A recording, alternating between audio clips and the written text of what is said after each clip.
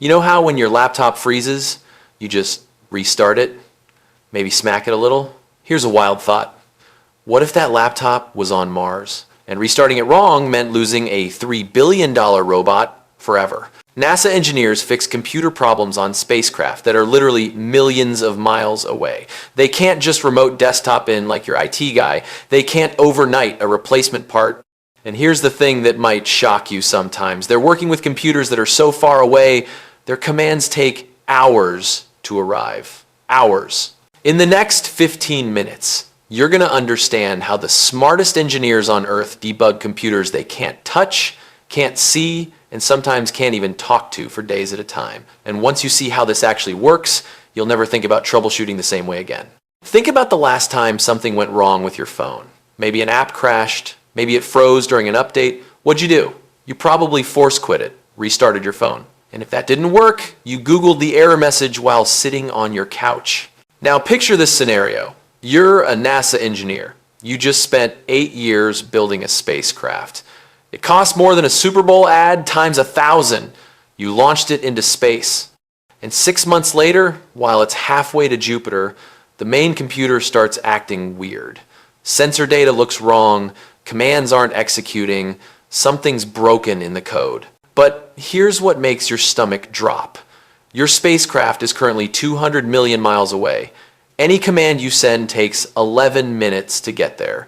Any response takes another 11 minutes to get back. You're having a conversation where every back and forth takes 22 minutes. Try debugging anything when you can only ask one question every half hour. And this matters because we've got billions of dollars of equipment out there right now. The James Webb Space Telescope, the Perseverance rover, Voyager probes that have been flying since the 70s. When something breaks, and stuff always breaks, NASA has to fix it remotely. There's no other option.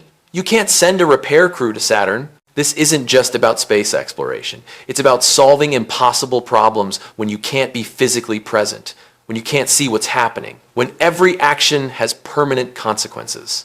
And the techniques NASA developed? They're the same principles that now power everything from self-driving cars to offshore oil rigs to the cloud servers running Netflix. So here's what's really happening when NASA debugs a spacecraft. And trust me, it's way more clever than you think. There's this pattern I call the blind mechanic problem. It's when you have to fix something complex without being able to see it, touch it, or even know for sure what's broken. You're working entirely through secondhand information. Think about it like this. Imagine your car breaks down, but you're not allowed to look under the hood. You can only ask the car questions, and it can only answer with numbers. Temperature readings, voltage levels, error codes. You're trying to diagnose an engine problem through a text message conversation with a computer that doesn't speak English. This matters because spacecraft computers can't just tell you, hey, the navigation module crashed. They don't have helpful error messages like, oops, something went wrong. They give you raw data, sensor readings, memory dumps, strings of hexadecimal code, and you have to be a detective, piecing together what happened from these tiny clues. Here's what makes this even more surprising. When something goes wrong on a spacecraft, NASA engineers often don't even know there's a problem until hours or days later. The spacecraft might be in the middle of a critical operation, realize something's wrong, and have to make a decision on its own. By the time Earth finds out, it's ancient history. So NASA built something into every deep space probe. It's basically a black box, like on an airplane. But instead of recording what happened during a crash, it's constantly recording what the computer is thinking. Every command it executes, every sensor reading it processes, every decision the onboard software makes. They call this telemetry. And it's streaming back to Earth 24/7. Except it's not really streaming because there's not enough bandwidth. It's more like your spacecraft is taking detailed notes about everything it does, then mailing those notes home a few times a day. NASA engineers spend their mornings reading the diary of a robot that's currently near Neptune. When engineers spot something weird in the telemetry, maybe a sensor reading that doesn't make sense, or a command that didn't execute right, they can't just hop on Zoom and ask the spacecraft what happened. They have to reconstruct the entire situation from these breadcrumbs of data. But here's where it gets really interesting. Remember that 22-minute delay I mentioned? That's actually the good scenario. That's when you're talking to Mars. When Voyager 1 sends data back to Earth, it takes over 22 hours. Each way, you send a command, wait almost 2 days to see if it worked. So NASA can't debug these systems the way you debug your laptop. They can't try something, see if it works, try something else. Every command they send has to be perfect because they might not get another chance for days. This is what I call the one-shot rule. When you're debugging something remotely with massive delays, you don't get to iterate. You don't get to experiment. You have to think through every single possibility before you act, because each action costs you days of waiting. And if you think that's wild, check this out. The computers on most NASA spacecraft are ancient, like laughably old by our standards. The Perseverance rover on Mars right now, its main computer is slower than the phone in your pocket. Way slower. We're talking about a processor from the 90s. Why would NASA send a billion-dollar robot to Mars with a computer from the blockbuster video era? Because debugging is exponentially harder when the system is complex. A simpler computer with simpler code means fewer things that can go wrong. And when something does go wrong, there are fewer places to look. This connects to something even deeper. NASA learned decades ago that the fanciest technology isn't always the best technology. What matters is reliability, predictability, the ability to understand exactly what your system is doing at any moment. Every modern spacecraft has what's called a fault protection system. Think of it like a paranoid friend who's always asking, but what if everything goes wrong? The spacecraft is programmed with hundreds of if this, then that rules. If the temperature gets too high, switch to backup cooling. If I lose contact with Earth, point my antenna home and wait. If a command seems dangerous, ignore it and send an alert. This is the safety net paradox. You're building a system that's smart enough to save itself, but not so smart that you can't predict what it'll do. Because here's the nightmare scenario. Your spacecraft encounters a problem, tries to fix itself, makes things worse, tries to fix that, and spirals into a cascade of automated responses that you can't stop because your commands take hours to arrive. NASA had this exact thing happen with the Mars Global Surveyor back in 2006. A software error caused the spacecraft to think its solar panels were broken, so it automatically tried to fix the problem by rotating them. But they weren't actually broken, so rotating them put them in the wrong position, which made the power situation worse, which triggered more automatic responses. By the time NASA realized what was happening and sent commands to stop it, the spacecraft had drained its batteries trying to solve a problem that didn't exist. Here's what nobody wants to admit. The hardest part of remote debugging isn't the technology. It's not the distance or the delays. It's the psychology. It's human engineers on Earth trying to think like a computer in space, while that computer is trying to think like the engineers who programmed it. You've got this weird loop.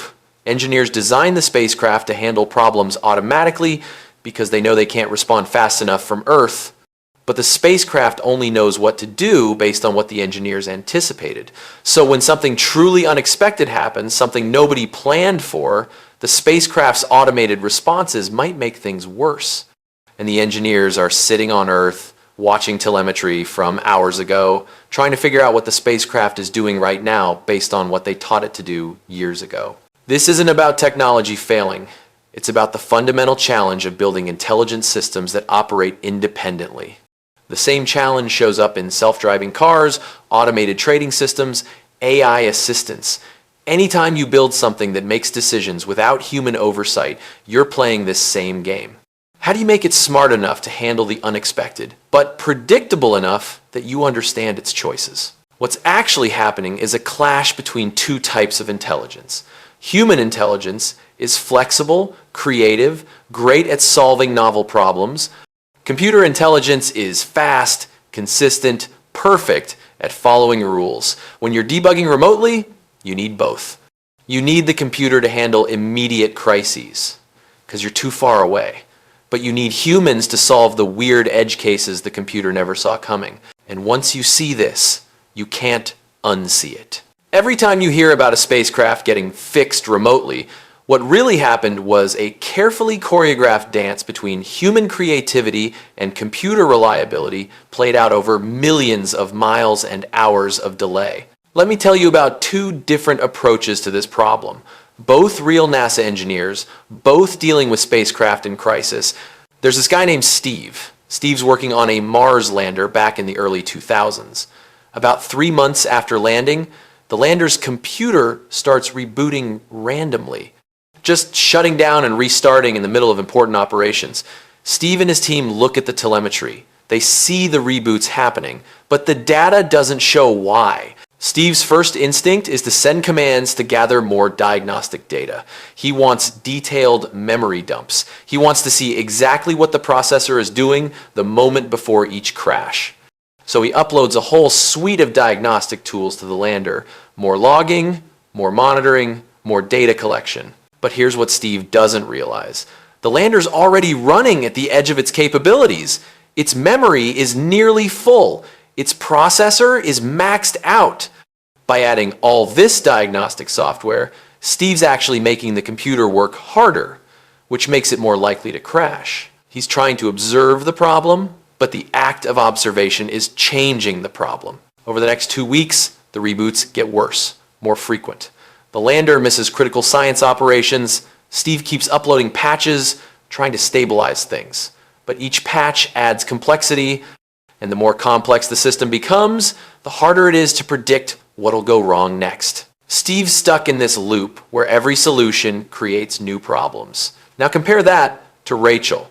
Rachel's dealing with a similar issue on a different spacecraft around the same time. Random lockups, unexplained errors, but Rachel takes a completely different approach. Instead of adding more diagnostics, Rachel strips things down. She looks at the telemetry they're already getting and asks, what's the simplest explanation for this pattern?